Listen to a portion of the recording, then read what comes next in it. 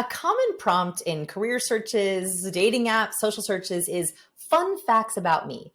Now, for recovering awkward people like myself or other introverts, this strikes terror in our hearts when we're like, fun facts about me? What? There's nothing fun about me, right? That's where I go to. So in this video, I wanted to give you a couple of prompts to make it easier to answer this question. So here I'm going to give you some fill in the blanks that you can use to hopefully find and excavate some fun facts about you. And in the meanwhile, I'll share some fun facts about myself because why not? All right, fill in number one. If you get, so give me some fun facts about you, try this one. When I was young, I wanted to be for me, I wanted to be a teacher, which I'm kind of teaching, but who knew that YouTube would be a place to teach? That's a fun fact about me because then I can start talking about YouTube. I can say how I got on YouTube. So think, is there a fun story around what you used to want to be? Next fill in. The first concert I ever attended was the Backstreet Boys for me. Yeah. Oh yeah. That was like, best night of my life, Backstreet Boys. Fun fact number 3. If I had a superpower, it would be, for me, reading emotions. This is kind of what I do for a living, reading microexpressions. Those of you who haven't seen, we have a full course on reading faces and microexpressions. This is purely based on this fun fact that I always wished I could read emotions. This could be a fun fact too, because you can talk about different reasons for why you want that superpower to be in your life. Okay, this is a great one. If someone asks, what's a fun fact about you? Say, a weird hobby I have is, do you have any weird interests, weird hobbies? You like weird shows?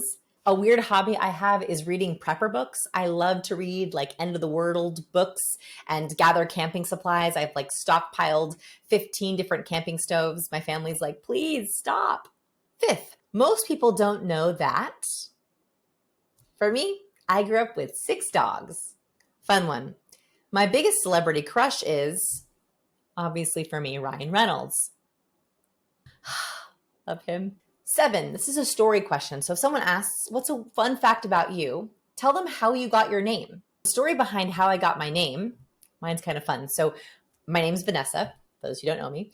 My dad's name is Vance. And when he when he was dating my mom in high school, before they got married, my mom was with him so much that they called my dad Vance, his name, and they called my mom Vancessa because she was always with him. And so when they had me, they got married many years later and had me, I was Vanessa because that's what my mom was called for being with my dad so much.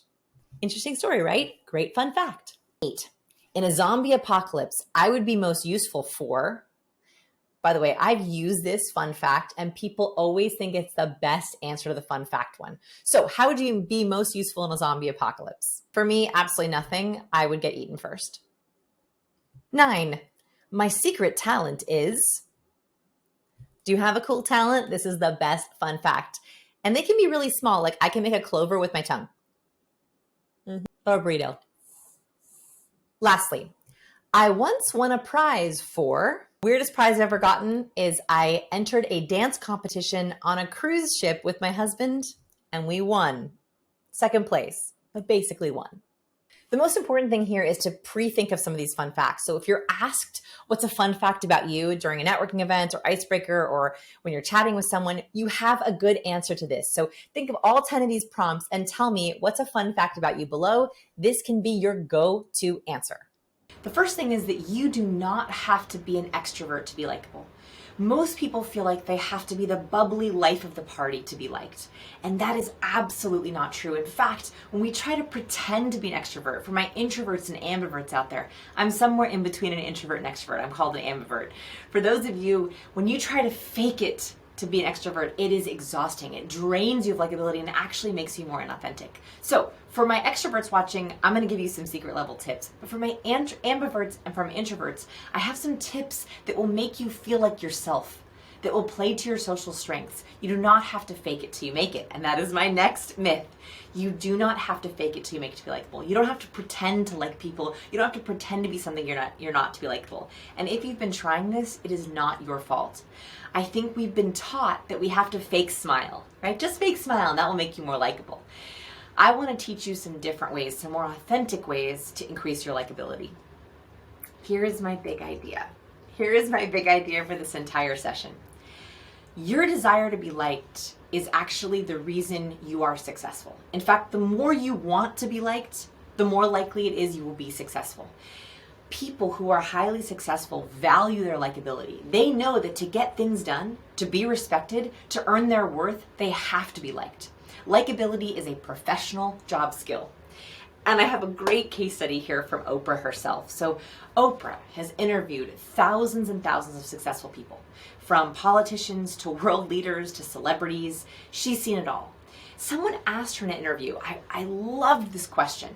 What is the common trait of all these successful people, of all these people from all walks of life, with all different kinds of talents, over the last few decades, what is the common trait of successful people? And she said that she sat down with politicians and celebrities to world leaders. Every single one of the successful people she's interviewed have worried that they weren't likable.